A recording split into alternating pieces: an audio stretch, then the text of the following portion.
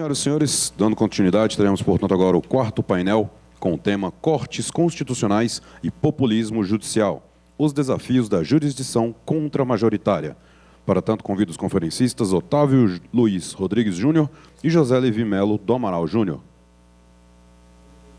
Convido também o moderador, o senhor Sérgio Vitor. Muito boa tarde a todos. É com bastante alegria que eu me encontro mais uma vez no Congresso de Direito Constitucional do IDP para apresentar, para moderar um relevante painel me parece que tem um tema muito em voga nos dias atuais, intitulado Cortes Constitucionais e Populismo Judicial, os desafios da jurisdição constitucional contra-majoritária. Para minha honra, estão aqui ao meu lado dois professores jovens ainda, mas bastante experientes já, apesar de sua juventude, do Largo de São Francisco, da Faculdade de Direito da Universidade de São Paulo, professor José Levi Melo do Amaral Júnior, que é Procurador-Geral da Fazenda Nacional, além de professor de Direito Constitucional do Largo de São Francisco, e o professor Otávio Luiz Rodrigues Júnior, que é conselheiro do Conselho Nacional do Ministério Público, hoje, advogado, e professor de Direito Civil do Largo de São Francisco.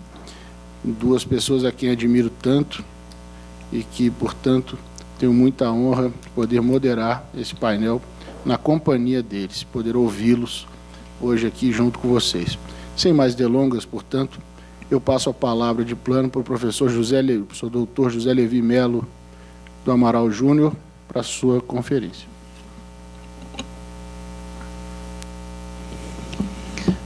Boa tarde. Antes de mais nada, eu gostaria de cumprimentar o nosso presidente de mesa, o professor Sérgio Antônio Ferreira Vitor, e cumprimentar o professor Otávio Luiz Rodrigues,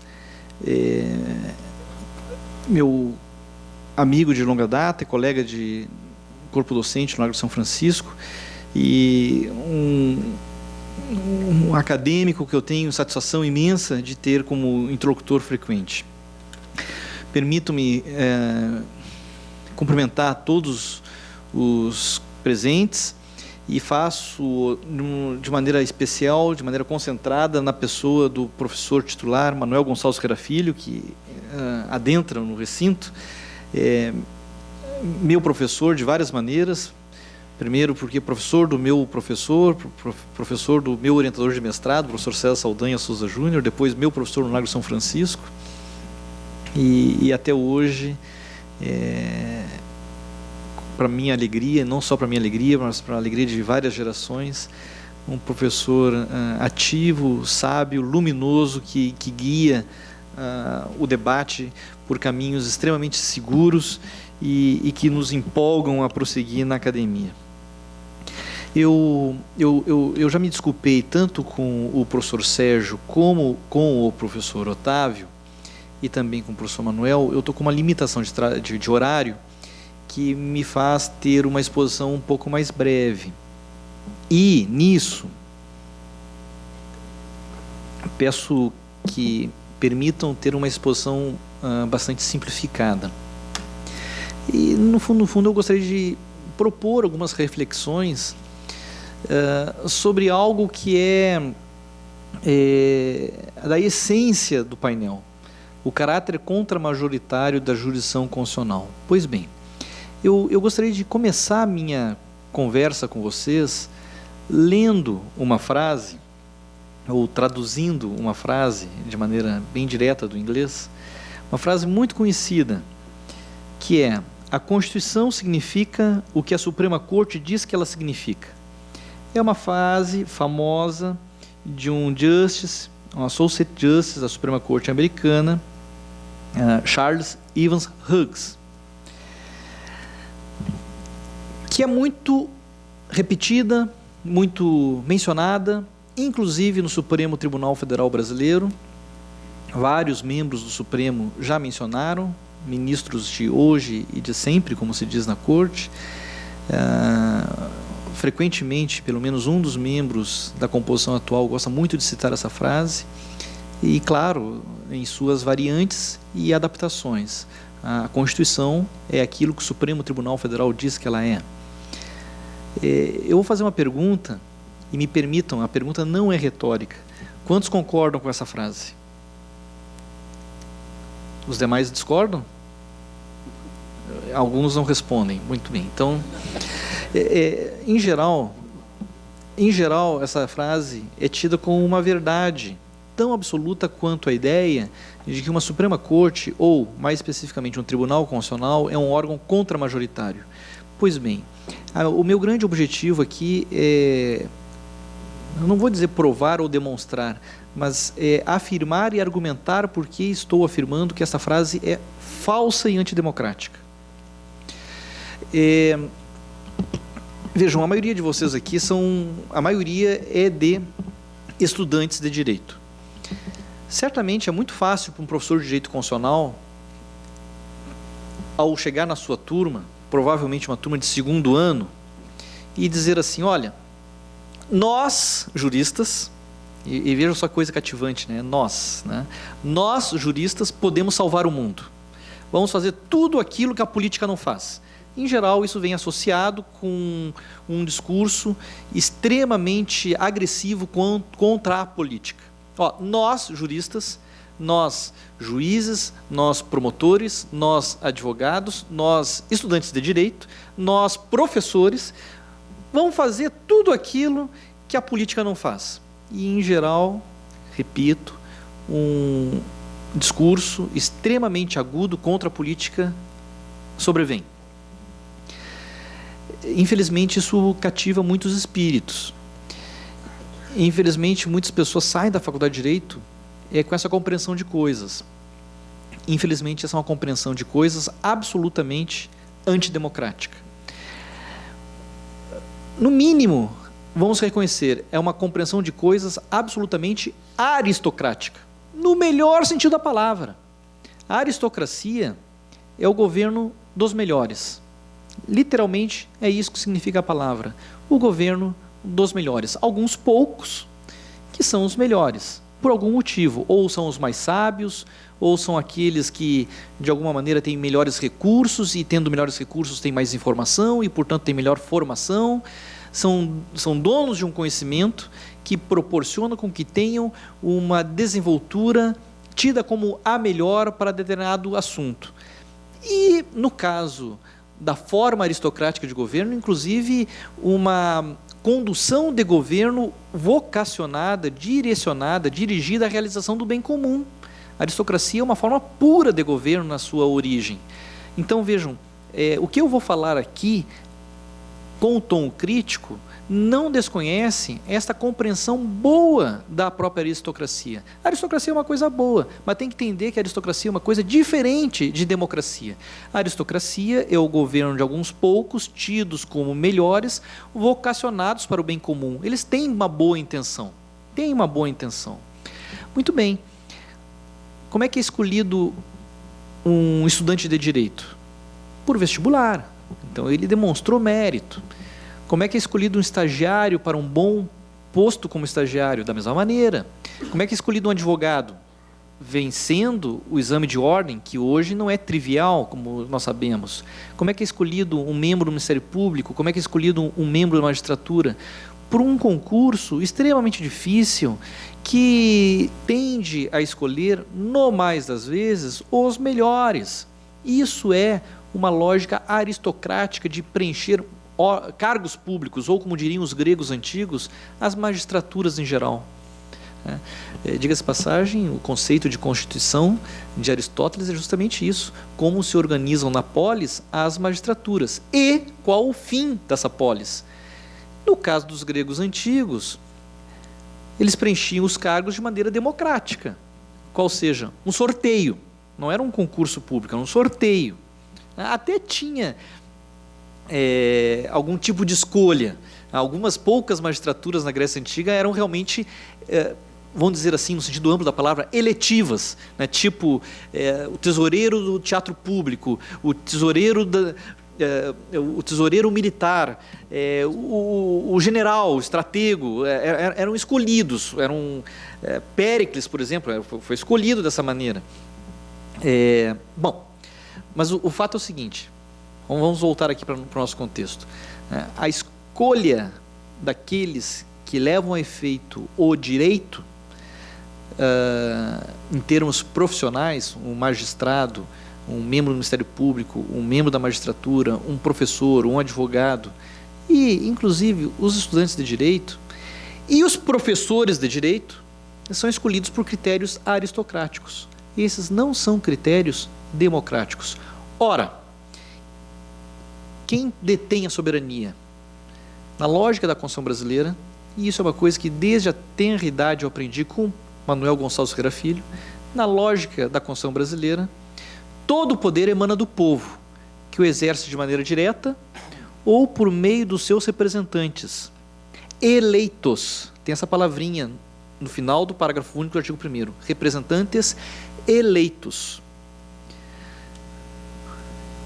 Professor de direito constitucional não é representante eleito da sociedade brasileira. Nem o membro do Ministério Público, nem o juiz, nem o advogado, não é. E não deve ser mesmo, porque a lógica aqui é outra. A lógica aqui é que seja uma figura que tenha domínio daquela matéria. Muito bem. Qualquer coisa fora daí, nós estamos num outro campo que não da aristocracia, talvez nós estejamos no campo da democracia. Muito bem. Há limites dentro dos quais pessoas aristocraticamente escolhidas podem compreender textos que são feitos pelos representantes do povo. É aqui que está o grande ponto. É possível a estruturas aristocraticamente compostas interpretarem a Constituição de uma maneira diversa daquela dos representantes do povo? É disso que se trata. Infelizmente, quando se sustenta que um magistrado, que um tribunal, que um membro do Ministério Público, que um advogado pode compreender a Constituição de uma maneira diversa daquela que foi escrita pelos representantes do povo, nós não estamos lidando com uma compreensão democrática das coisas. Nós estamos lidando, no melhor sentido da palavra, com uma compreensão aristocrática das coisas, que não é uma compreensão democrática das coisas. E isso, eventualmente, será uma traição da própria estrutura, da própria organização institucional do nosso país, da nossa Constituição, da lógica da democracia. Eu vou dar um exemplo.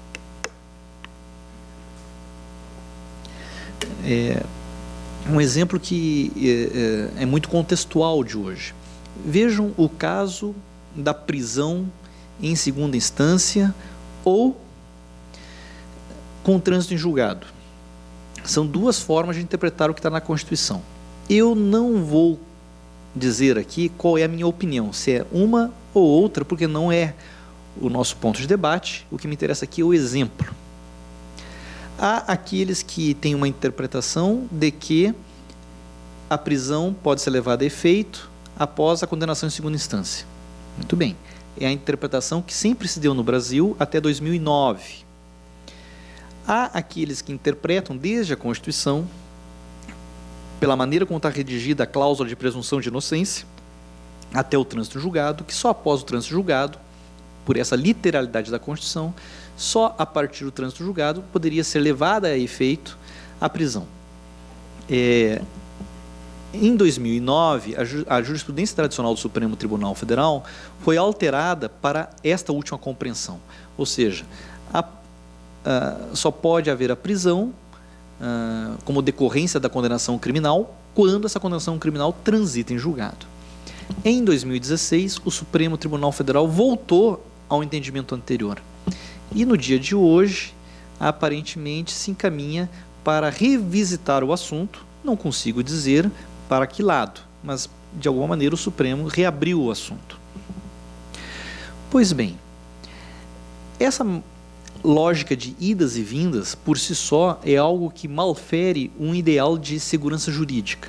E aqui vejam, para mim é completamente diferente, nesta minha consideração, se é uma ou outra a compreensão que prevalece.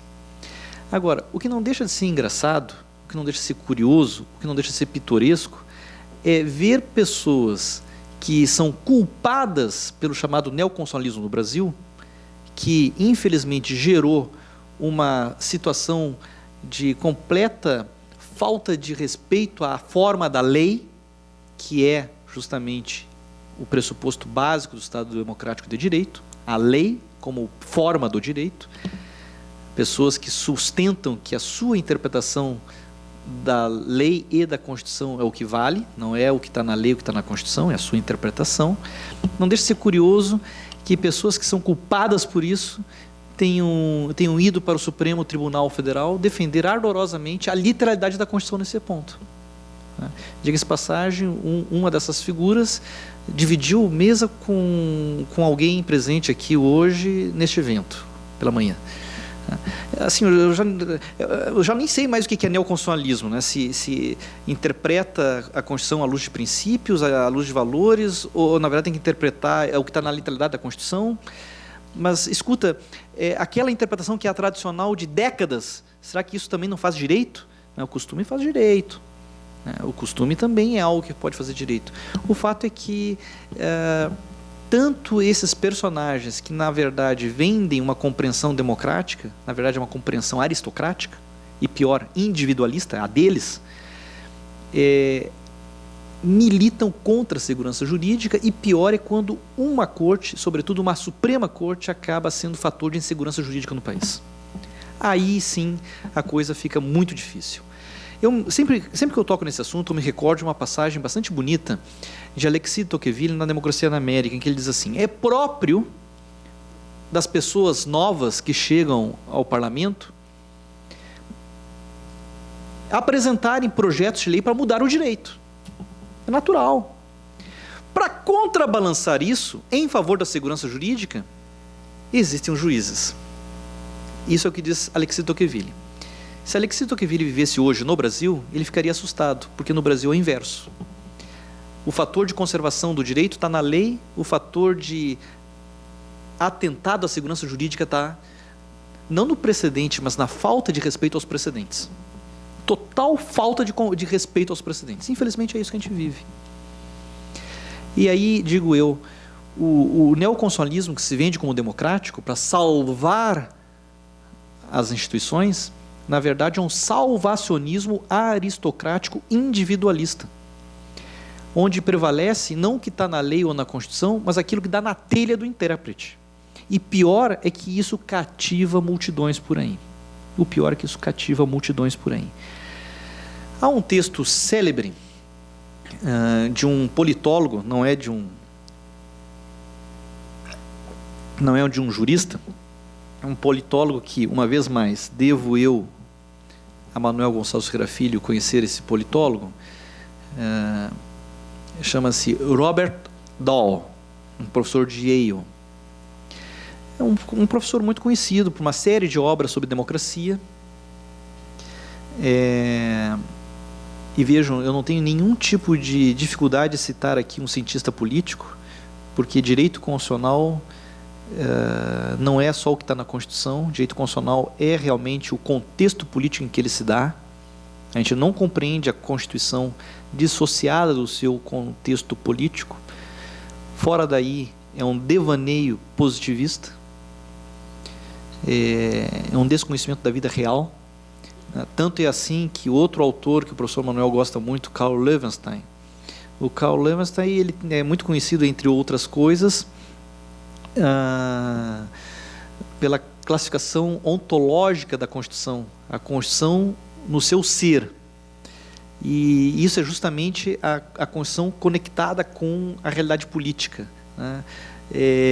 A Constituição normativa é aquela Constituição que disciplina a política respeita a Constituição, a Constituição, por sua vez, também sofre influxos da política, e assim fica num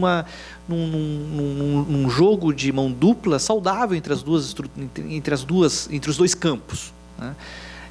A Constituição nominal é aquela Constituição que é toda arrumadinha, bonitinha, mas ela não funciona na vida real. A vida real não corresponde a ela. O Levenstein até faz um paralelo com roupa, né, com vestimenta. A Constituição normativa é um traje muito bonito que cai bem no corpo da sociedade política. A Constituição nominal é um traje muito bonito, inspirado das melhores práticas, mas ela não cabe no corpo da sociedade política, está guardado no armário, para quem sabe um dia servir. A Constituição semântica é uma Constituição que é feita de maneira escravizada pelo poder. O poder fez aquela Constituição para ter uma aparência de institucionalidade. Aí o Levenstein conclui, essa Constituição não passa de um disfarce.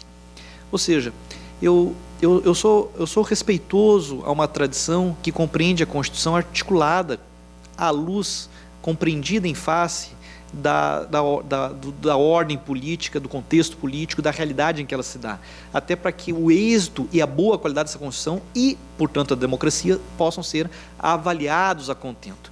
Pois bem, por isso eu cito com muita tranquilidade o professor Dahl. O professor Dahl é conhecido por várias obras sobre democracia, talvez a mais importante dela seja o livro Poliarquia, inclusive traduzido e publicado pela editora da USP, mas a poliarquia dos anos 70. Mas antes da poliarquia, o professor Dahl tem um artigo de 1957 em que ele discute se a Suprema Corte Americana realmente é um órgão contramajoritário. E a conclusão dele é não pode ser.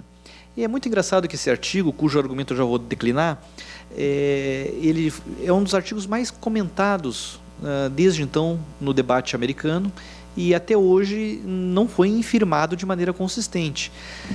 Basicamente o que o Dahl diz é o seguinte: olha, é muito difícil a gente mensurar o que seria a opinião pública de um país. Mas por mais sofisticados que sejam os modos de fazer pesquisa de opinião. Mas, na eleição do presidente combinada com a eleição do Senado e com a eleição da Câmara, a gente consegue ter uma ideia daquilo que seria a maioria legisladora nacional. E diz o Dahl, é muito difícil uma Suprema Corte, e digo eu, e um Tribunal Constitucional, colocarem-se contra aquilo que seja a maioria legisladora nacional. Por quê? Porque quem indica membros para a Suprema Corte é o Presidente da República, quem aprova os membros da Suprema Corte é o Senado. E aí diz o Dahl, é muito improvável que um presidente escolha indicar uma pessoa que divirja da sua maneira de compreender o mundo para o Supremo Tribunal Federal. É muito improvável que a maioria do Senado Federal divirja, escolha alguém, aprove alguém, cuja visão de mundo divirja da sua. Então, por exemplo, é absolutamente natural, correto e democrático, um presidente da República dizer, olha, pelas minhas inclinações, eu gostaria de ter um ministro supremo do Tribunal Federal terrivelmente evangélico. É perfeitamente correto isso, constitucional. E, se nós estamos a falar de uma corte dividida, é muito provável que uma escolha já mude a orientação da corte. E que bom que aconteça isso, porque aí nós estamos tendo reflexo da lógica democrática das coisas. E é o que acontece nos Estados Unidos, que é uma corte dividida, 4-5, 6-3, uma escolha às vezes muda. E aí o Dahl ainda trabalha com estatística, dizendo, olha, um presidente dos Estados Unidos tem uma razoável chance de indicar um membro já no seu primeiro ano, um membro da Suprema Corte já no seu primeiro ano de mandato. Se ele faz isso, muito provavelmente ele já fez a Corte alinhar-se à maioria legisladora nacional composta por ele e pelo Senado, que decorre de uma eleição. É natural isso, perfeitamente natural. Ou seja, na verdade, essas estruturas não são contramajoritárias, elas são majoritárias. E se elas se colocam contra a maioria legisladora nacional, ou elas prenunciam uma nova maioria legisladora nacional, ou elas estão flertando com desastre. Flertando com desastre, ele dá um exemplo, é o Dred Scott Case, quando a Suprema Corte Americana declarou inconstitucional uma lei que distensionava, ainda não declarava nos Estados Unidos, antes de acontecer a abolição da escravidão, houve leis que criavam exceções à escravidão, como aconteceu no Brasil. O Dred Scott Case declarou inconstitucional uma lei desse tipo nos Estados Unidos, e isso acabou levando ao aumento das tensões que resultaram na Guerra de Secessão. Então, daí o exemplo do Dow. O Dred Scott Case foi um caso que a insensibilidade da Corte, declarando inconstitucional uma lei feita pelo Congresso americano, resultou num desastre da Guerra de Secessão. Vejam, um outro exemplo que o Dow menciona, o artigo dele é de 57, ele menciona um exemplo de 54. Em 1954, a Suprema Corte americana superou o caso Plessy, né? Em geral, a gente tem essa impressão que Supremas Cortes e Tribunais Constitucionais só acertam, né? Não. A segregação racial nos Estados Unidos foi culpa da Suprema Corte americana, que em 1897, será? No caso Plessy versus Ferguson, estabeleceu a segregação. Uma das coisas mais vexatórias da história do constitucionalismo americano. Esse caso veio a ser superado no famoso caso Brown versus Board of Education, de 1954. Só que o que resultou mesmo o fim da segregação racial nos Estados Unidos não foi o caso Brown. Foi o Civil Rights Act, sancionado por Lyndon Johnson em 1964, 10 anos depois. Só que a Suprema Corte aqui, ela antecipou a compreensão que já estava amadurecendo nas estruturas democráticas das instituições americanas. Pois bem, então vejam, a Suprema Corte foi culpada com esse vexame que foi a segregação racial. Ela própria depois, 60 anos depois, ela reviu esse precedente terrível, mas o que resolveu o mesmo assunto foi uma lei do Congresso americano.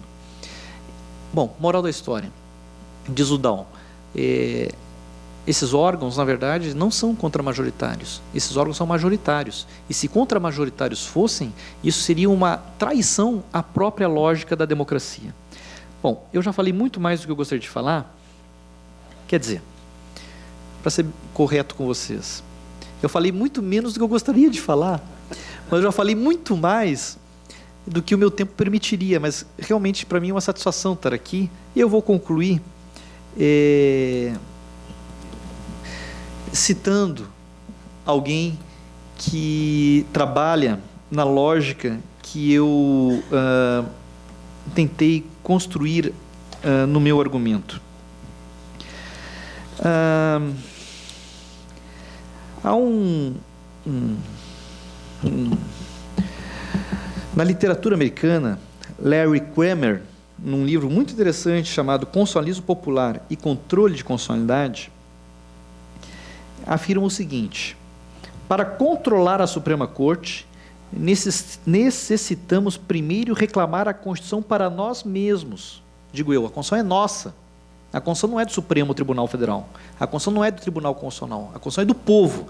Vejam, nossa povo brasileiro, não é nossa juristas.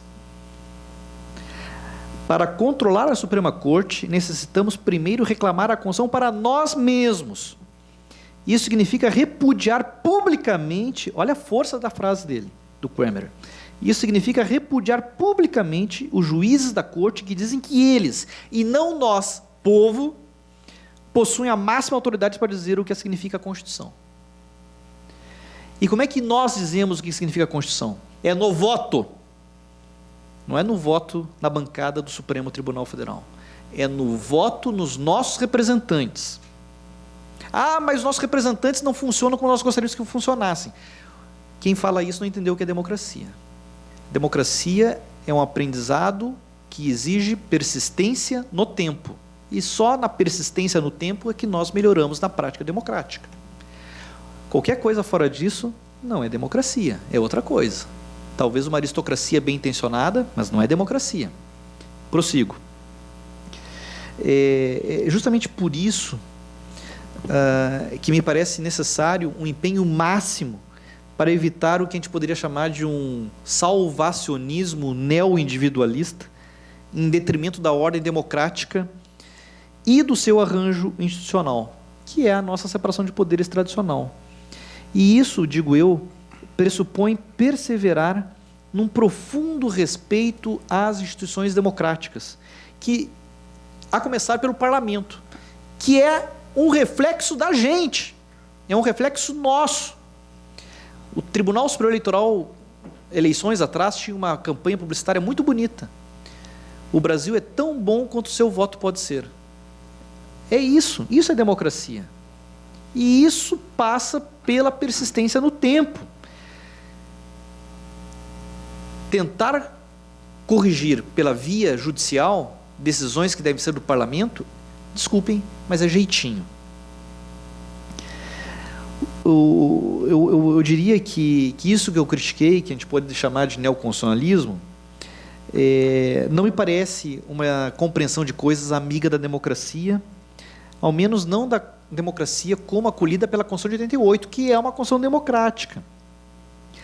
Uma Constituição que pressupõe uma democracia representativa, uma Constituição que pressupõe uma democracia que passa por agentes de poder eleitos por nós.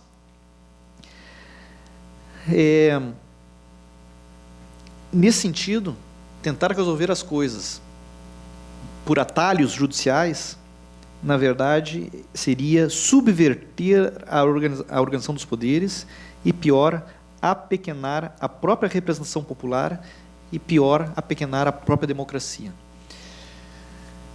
Pedindo desculpas pela acidez da minha crítica, mas, na verdade, a minha crítica eu acho que tem um pouco de um pedido de socorro, e, sobretudo, um socorro a favor da democracia e do parlamento.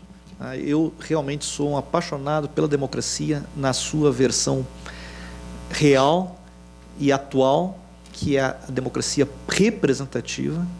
A minha compreensão é fundada, sobretudo, numa profunda crença nos representantes eleitos, sejam eles do Poder Executivo, sejam eles do Parlamento. Só tem uma maneira de a gente perseverar nisso, compreendendo que é o nosso voto e a persistência no voto ao longo do tempo que ajusta as coisas, não uma aventura aristocrática qualquer, sabe-se lá onde pode resultar, inclusive em detrimento das instituições que compõem a forma do Estado de Direito, a começar pelo seu elemento nuclear, que é a lei, para que sejamos governados por normas impessoais, não por pessoas, não por pessoas específicas que, por mais sábias que sejam, não tenham sido votadas por nós. Muito obrigado.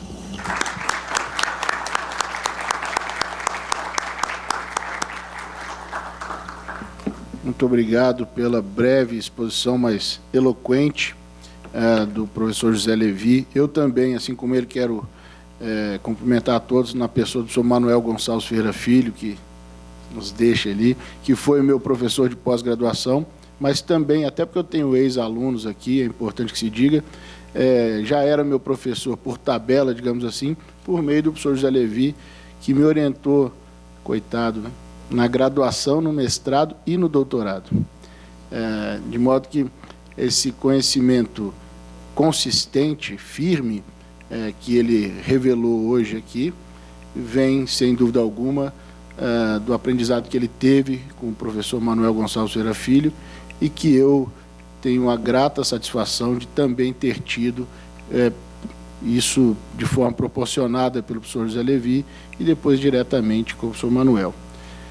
Dito isso, professor, eu libero o senhor para o seu compromisso, agradeço imensamente a palestra e passo direto a palavra ao professor Otávio Luiz Rodrigues Júnior para as suas considerações. Senhoras e senhores, muito boa tarde.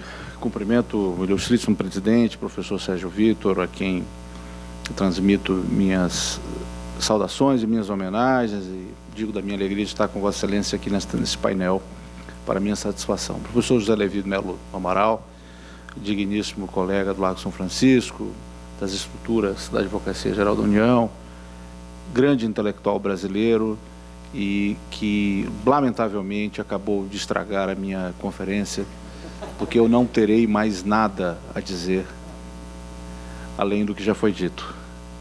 O seu intelecto, o seu brilho e, acima de tudo, o seu cavalheirismo tornam a todos nós que consigo aprendemos, engrandecidos após ouvi-lo. E saiba da grande alegria de estar aqui com o senhor hoje. Senhoras e senhores, cumprimentando... Alegria que é recíproca. Cumprimentando... Se encontrando lá daqui a pouco. Um abraço. Cumprimentando também o professor Manuel Gonçalves Ferreira Filho, a assistência, fazendo aqui na pessoa do professor Márcio Vicari, que também nos honra com a sua presença nesta tarde. Eu inicio a minha fala que terá 3 capítulos, com uma pequena introdução, que se destina basicamente a explicar o meu lugar da fala. E ela, de certo modo, está profundamente conectada com o tema e com o fato de esse tema ser tratado no Brasil com tanta frequência. Não deixa de ser um absurdo completo um professor de direito civil estar em uma mesa tratando de um tema de direito constitucional. Isso é a prova da disfuncionalidade a que nós chegamos no âmbito do direito constitucional, quanto à absoluta subversão de institutos, figuras e categorias jurídicas no âmbito do direito público brasileiro, especificamente em um setor do direito público brasileiro, o direito constitucional. Pedir o concurso de um professor de direito civil para tratar desse tema é a prova dessa disfuncionalidade. Mas, para além de uma aparente situação de contradição reveladora da minha presença aqui, eu tenho, ao meu favor, pelo menos, uma justificativa para essa tamanha heresia epistemológica. Eu estou aqui na condição de partisã, de guerrilheiro, de Vietcong, que adora sentir o cheiro de napalm pela manhã. Fui convidado na condição, portanto, de guerrilheiro, porque venho de um território que, infelizmente, há cerca de 20 anos, foi ocupado. E nós, civilistas, fomos expulsos desse território e sobrevivemos em catacumbas, em algumas clareiras na floresta. Estamos tentando nos organizar em algumas aldeias, porque, desde o surgimento do direito civil constitucional no Brasil, o direito civil não é mais estudado. Eu gostaria de vir aqui falar sobre anticrese, enfiteuse, temas muito mais charmosos, cláusula penal, do que o tema que me foi confiado.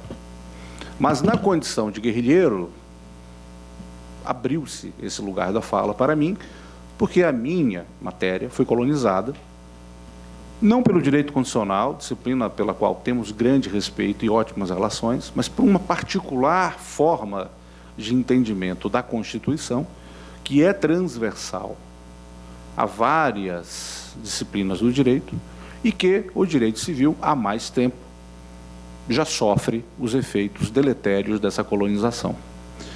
O direito penal talvez seja uma das últimas fronteiras. O direito penal e o direito administrativo. O direito processual civil também. Eu acho maravilhoso, com um certo grau de ironia, é claro, e com aquele sentimento humano, profundamente humano, de empatia na tragédia. Ver expressões como a constitucionalização do direito administrativo, a constitucionalização do direito processual civil, a constitucionalização do direito penal. Quando eu escuto isso, eu tenho um certo sentimento de que eu não estou só no mundo e que o direito civil, em breve, contará com reforços dessa guerrilha que travamos há 20 anos sem grandes esperanças. Porque falar em constitucionalização do direito penal, uma matéria que é intrinsecamente constitucionalizada desde 1824, é sinal de que algo muito grave está acontecendo com o direito penal. Porque isso não é constitucionalização do direito penal. É simplesmente o roubo da chave semântica apropriada por uma oligarquia jurídica que dirá o que o direito penal é a partir daquilo que essa oligarquia jurídica entende que seja o direito penal. E isso se diz em relação ao direito administrativo, ao direito processual civil e a todas as outras áreas do direito que venham a sofrer aquilo que, entre aspas, se chama de constitucionalização do direito, que é um dos temas mais maltratados, mais confusos e deliberadamente destituído de acordos semânticos, porque interessa não possuir qualquer nível de identidade semântica quanto aos termos utilizados, porque com essa verdadeira balbúrdia semântica nós conseguimos torcer e distorcer o direito ordinário à luz de propósitos que não são os propósitos do povo brasileiro, nem os propósitos dos representantes do povo brasileiro nas casas legislativas, e muito menos os propósitos que o próprio direito poderia, porventura, imaginar. Essa introdução, que, portanto, me absolve de qualquer crítica quanto ao fato de um civilista usurpar este lugar, permite-me dar início aos 3 pontos que eu irei analisar nos capítulos da minha fala. O primeiro deles diz respeito, e reitero, boa parte do que eu direi já foi dito de maneira muito mais eloquente, mais elegante pelo professor José Levi Melo do Amaral. O primeiro dos capítulos tem por uma ambição que compartilho com as senhoras e com os senhores. A ideia de que a separação dos poderes, como nós a conhecemos, evidentemente que ela não subsiste no sentido tradicional. E nesse primeiro capítulo, eu tentarei apresentar-lhes aquilo que, ao meu ver, está corroído pelo tempo e aquilo que ainda é aproveitável e atual.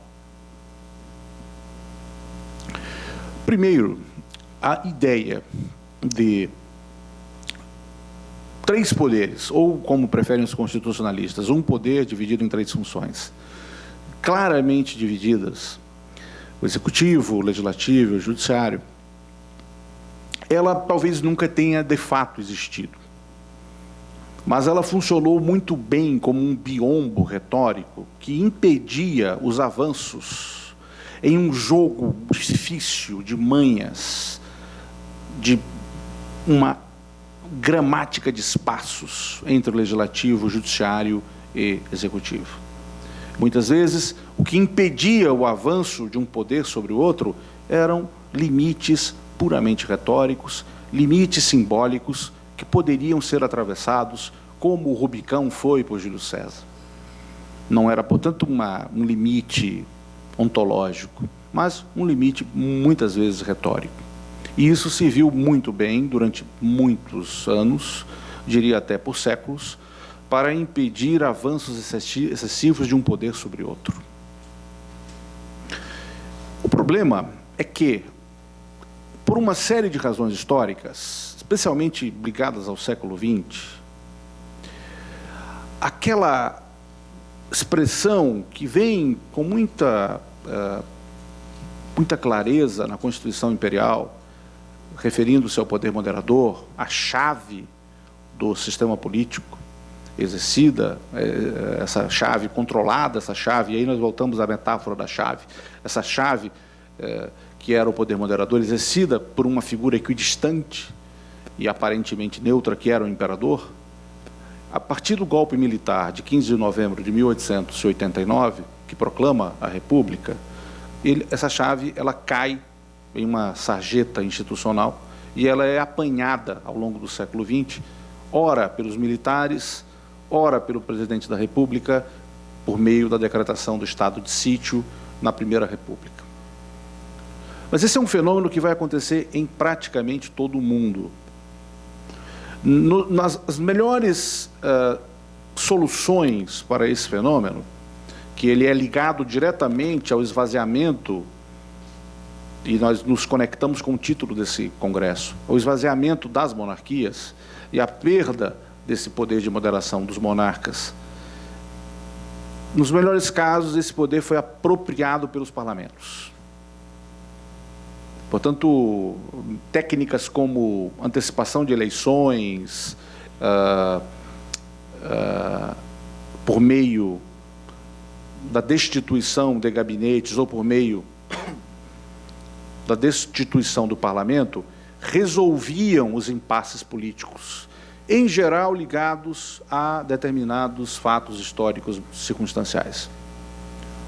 Então, nós temos, ao longo do século XX, vários exemplos de antigas monarquias que se converteram em repúblicas parlamentaristas ou de antigas monarquias que se converteram em monarquias parlamentares, em que essas técnicas foram utilizadas. Talvez o caso mais célebre de como isso começa a ser usado no Reino Unido da Grã-Bretanha e Irlanda do Norte, então Reino Unido da Grã-Bretanha e Irlanda, o Império Britânico, foi a crise constitucional da aprovação do orçamento na administração do primeiro-ministro Lloyd George, pouco antes da Primeira Guerra Mundial, quando Churchill, então um enfant terrible do gabinete do Partido Liberal, ele vai propor ao primeiro-ministro que, não Lloyd George, ao primeiro-ministro Ascot, que dobre o número de membros da Câmara dos Lordes, porque a Câmara dos Lordes estava impedindo a aprovação de um orçamento que tensionava aumentar tributos sobre as classes latifundiárias. E a solução que foi dada naquele momento era ou se rende a Câmara dos Lordes, ou nós dobramos o número de lordes e aquela reforma é aprovada. Então, a partir daí, nós vamos encontrar mecanismos que não recaíam mais no monarca para vencer esses momentos de crise institucional. Em outros países, no século XX também, quando isso não era bem resolvido, a moderação acabou caindo nas Forças Armadas. O exemplo clássico do século XX é a Turquia e a Tailândia. São os dois exemplos mais bem representativos desse modelo. Todas as crises institucionais na Tailândia e na Turquia, Tailândia em especial, porque havia um monarca que era uma figura quase divina, mas que vivia uma guerra civil por minorias étnicas, e no caso da Turquia, graças ao trabalho de Mustafa Kemal, o país é secularizado, então o papel do islamismo vai sendo confrontado ao longo do século XX, houve mais de 20 golpes militares, foram formas de resolver impasses institucionais. Esses foram os modelos. Portanto, aquela moderação exercida classicamente pelo monarca passa a ser ocupada pelos militares ou pelo próprio parlamento. Somente depois da Segunda Guerra Mundial é que surge um novo ator, que é o Tribunal Constitucional. E o Tribunal Constitucional, em muitos lugares do mundo, passa a ocupar o papel dos militares ou o papel dos parlamentos. E há uma transferência para o judiciário de um protagonismo que ele nunca experimentou. E isso gera uma série de problemas ligados à falta de legitimidade democrática do judiciário, vitaliciedade de algumas cortes constitucionais ou manipulação da composição das cortes, porque nos países, especialmente Itália, Alemanha, que foram destruídos pela Segunda Guerra Mundial, o mecanismo, Espanha e Portugal, que se redemocratizaram tardiamente, o mecanismo de moderação atribuído às cortes constitucionais pressupunha uma divisão política da ocupação das cortes. E isso era variável. Aquilo que o professor José Levi falou sobre a Suprema Corte dos Estados Unidos ocorre também dentro das perspectivas das cortes constitucionais clássicas europeias e que copiaram o modelo europeu por meio de uma representação na Corte Constitucional daquilo que as maiorias e minorias políticas se expressam na vida política. Portanto, é algo absolutamente natural. Nesse sentido, a velha separação de poderes do Montesquieu, ela perdeu esse biombo retórico que protegia os poderes quando um poder que não passa pelo crivo popular permanente, que não tem legitimidade democrática por meio de eleições, que não tem o peso da pressão pública, naturalmente, passa a moderar as relações políticas, o que faz com que Hans Karl Ledür, um grande constitucionalista alemão, diz que a fome se faz com o comer. A fome e o apetite se abre à medida em que eu vou comendo. E os tribunais começam a sofrer essa crise, não de abstinência, mas de excesso de fome no exercício do poder de moderação. Nesse aspecto, também é importante destacar algo que Montesquieu, por uma leitura equivocada, e que foi só muito recentemente revelada por Michael Stolleis, um grande historiador do direito alemão, que tem uma obra traduzida aqui pela série D.P. Saraiva, né, pelo nosso querido amigo, assistente Ricardo Campos, lá da Universidade de Goethe, de Frankfurt. Ele vai dizer, olha, o que o Montesquieu falava com a história de juiz boca da lei não era o intérprete, o autômato que repetia as palavras da lei, não. A boca da lei era, na verdade, uma forma de dizer que o juiz era a boca do imperador, e pela boca do juiz ele repetia a interpretação do direito que era dada pelo imperador, pelo soberano. Não tem nada a ver com a visão de um direito exegético, de um positivismo estéril, não. Era a ideia de um juiz que era, sim, um instrumento de ação da monarquia naquela fronteira distante na qual ele exercia sua jurisdição. Ou seja, demonstrando que a ideia de uma separação de poderes real talvez nunca tenha existido, mas que, para nosso conforto, ela se mantinha sob um biombo retórico, fazendo com que cada poder temesse invadir os espaços do outro. Segundo capítulo da minha fala. Se nós entendemos que houve essa migração de uma moderação imperial para uma moderação de um tribunal constitucional, o que nos resta? Resta-nos, para além de ficarmos como a esposa de Ló, transformados em estátua de sal, olhando para trás, tentando encontrar num passado respostas para os problemas contemporâneos, resta-nos enfrentar esses problemas, mas com armas novas, com as armas do nosso tempo. E que armas são essas?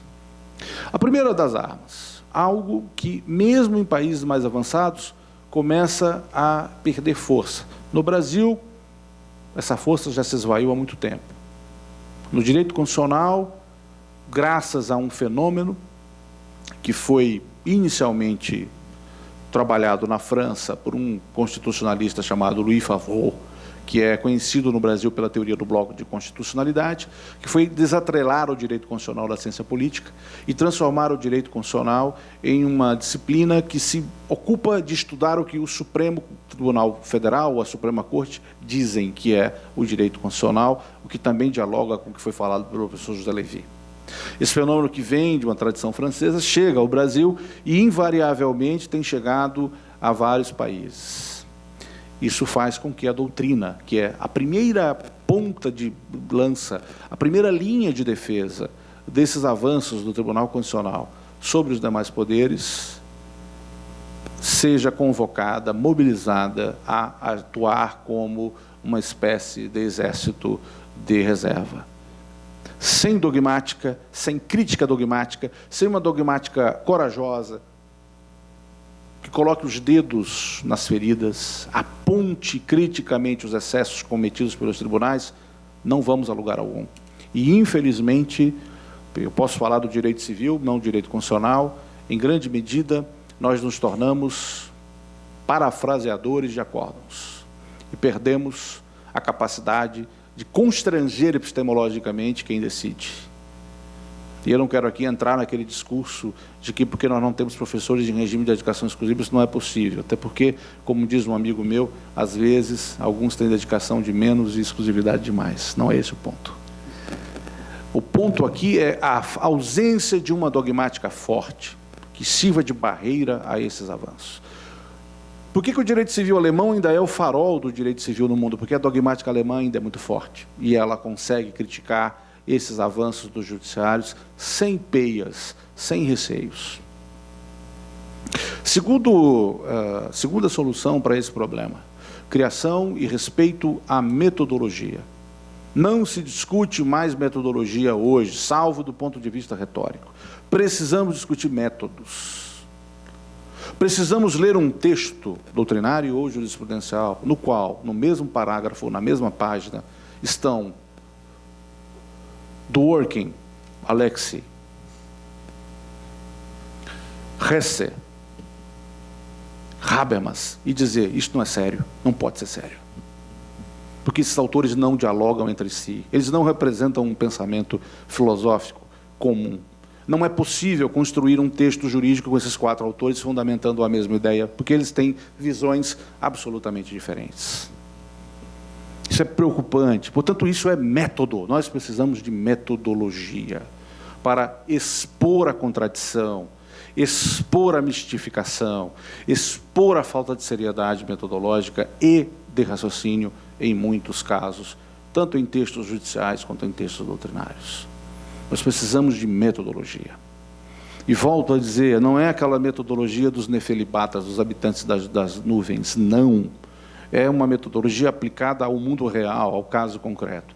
No caso do direito civil, não há nada mais novo do que Savigny. Nada mais novo do que Savigny. Não porque nós ficamos parados no tempo.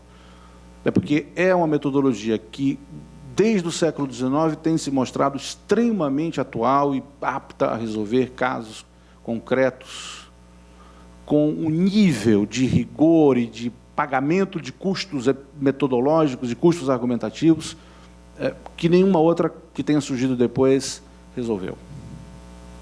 Só em situações que ultrapassam os limites do direito civil para resolver os problemas é que a gente vai poder enfrentar novas técnicas interpretativas. Mas são situações limites, eu não posso usá-las para resolver um caso de responsabilidade delitual desculpem, eu sou um civilista, quando Tício abalroa o carro de Caio, ou quando Mévio se divorcia de Lívia. Né? Essa turma da pesada, Tício, Caio, Mévio, né? Que são exemplos desde os manuais de Justiniano, no início, na alvorada da era cristã. Além de uma metodologia e de uma dogmática fortes, nós temos um terceiro ponto, que é um mecanismo de defesa contra os avanços das cortes constitucionais, em particular, que é o respeito profundo, quase religioso, à lei e ao trabalho do legislador democrático. Eu não posso ter vergonha, e eu digo isso para os meus alunos, quando de vez em quando aparecem protestos na faculdade dos estudantes, por menos códigos e mais direito. Eu não quero saber de leis, eu quero saber de princípios, não quero saber do direito, mas da justiça. Esse discurso, que tem quase a idade de Cristo, ele venceu nos últimos 40 anos. Ele é vitorioso, ele ganhou a guerra. Nunca se imaginou que essa guerra fosse vencida.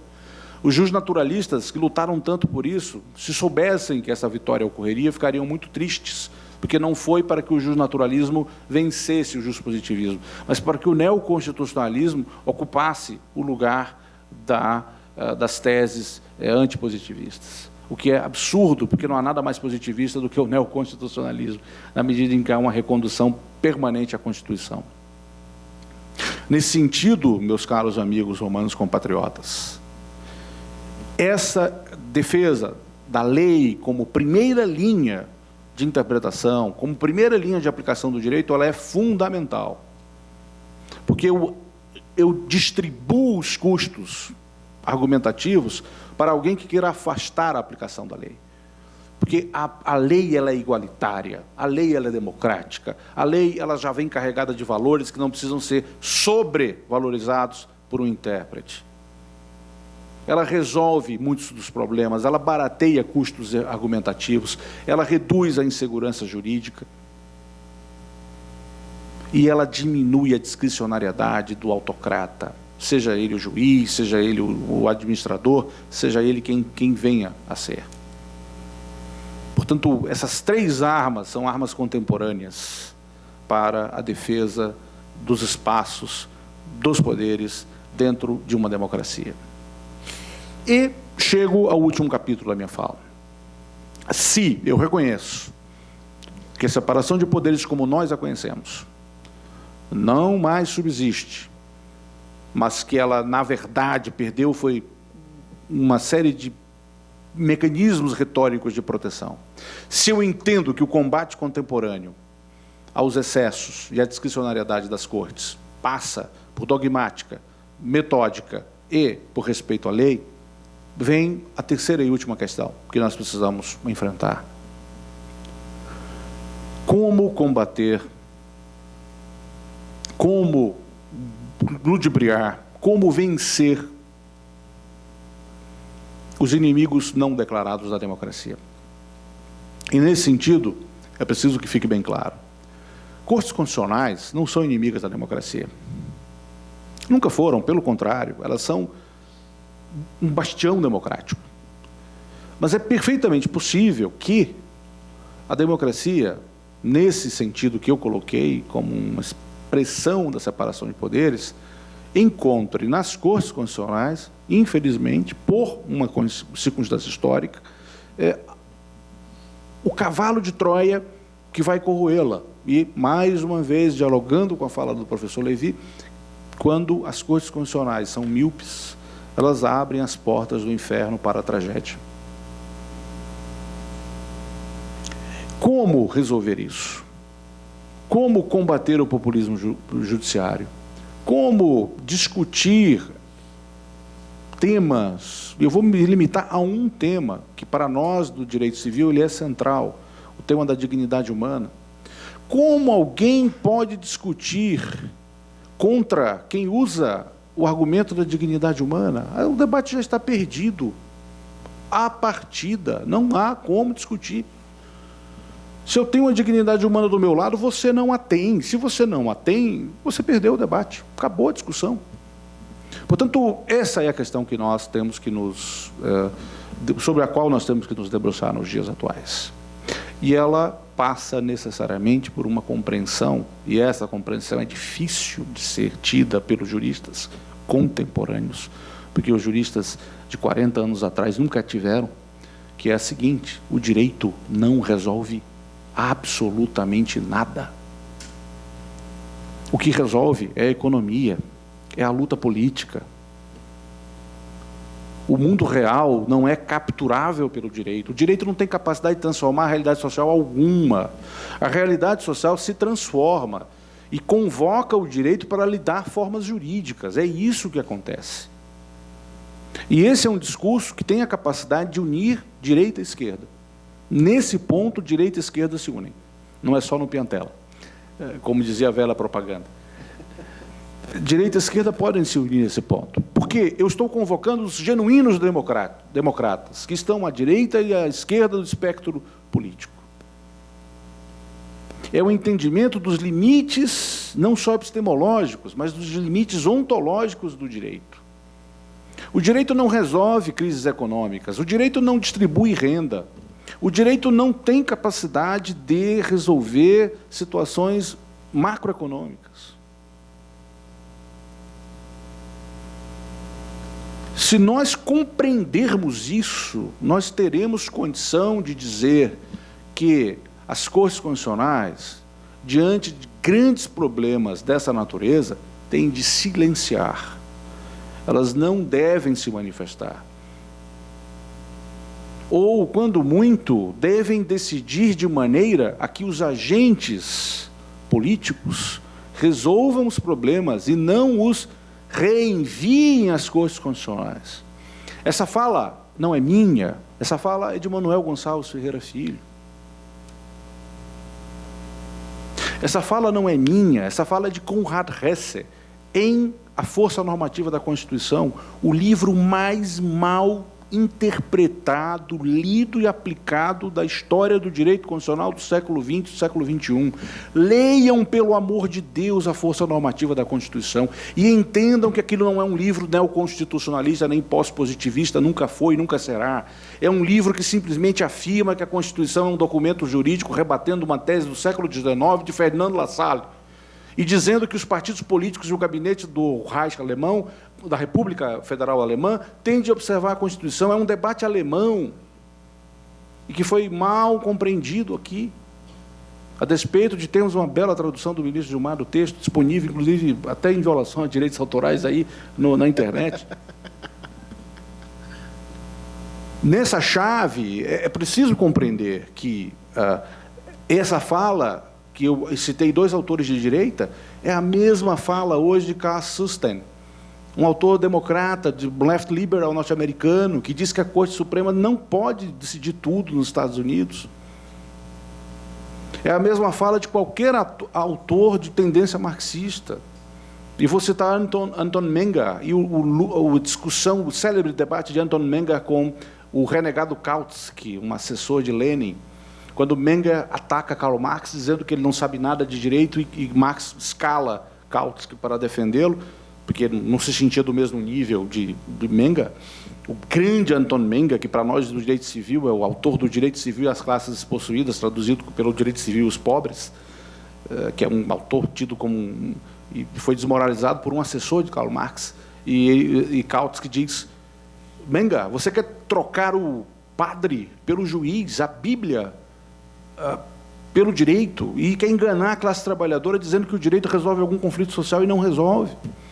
Portanto, essa ideia dos limites ontológicos do direito, se ela for compreendida, se ela for aceita, ela vai nos eliminar uma série de problemas. E ela tem uma grande vantagem. Ela pode ser defendida por esquerda e direita. Não há qualquer pudor ideológico em afirmar isso que eu acabei de afirmar. Portanto, meus caros amigos romanos compatriotas, e concluo. Uma separação de poderes aggiornata, atualizada.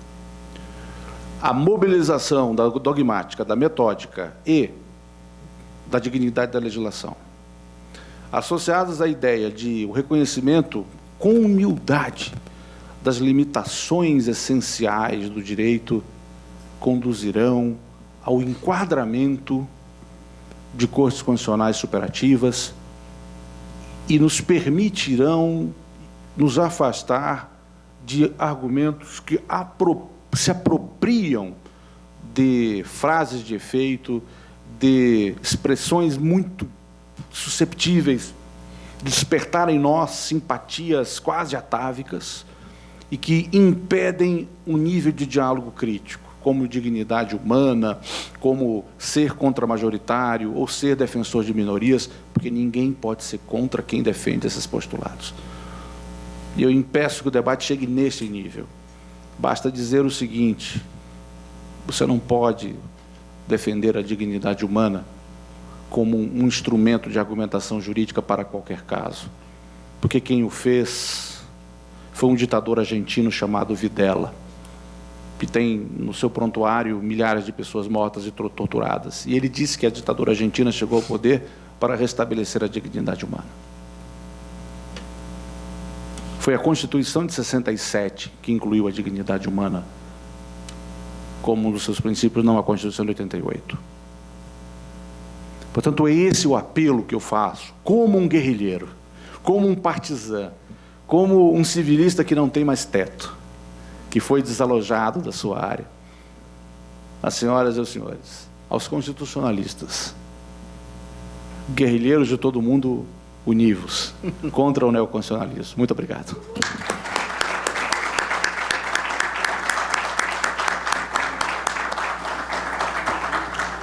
Muito obrigado, professor Otávio, que nos brindou com essa bela conferência erudita, mas bem-humorada, divertida, e falou do partisã, o polêmico jurista alemão Carl Schmitt, que escreveu a teoria do guerrilheiro, a teoria do partisã, escreveu também a tirania dos valores. E quando ele diz aqui que quem argumenta com a dignidade da pessoa humana que gera um problema muito grave, que se a dignidade está de um lado do processo, não está do outro. E o Schmitt dizia que adjudicar conflitos judiciais com base em valores, tais como a dignidade, é separar os campos de uma guerra civil. Acho que o professor Otávio nos deu uma bela conferência que ilustrou bem essa frase de Carl Schmitt. Muito obrigado, professor. Espero contar com o senhor aqui mais vezes. Inscrições para a guerrilha com o professor Atalá Correia, no final um curso especial sobre neoconstitucionalismo, ou sobre o combate ao neoconstitucionalismo. Muito obrigado. Por hoje é só, gente. Muito obrigado.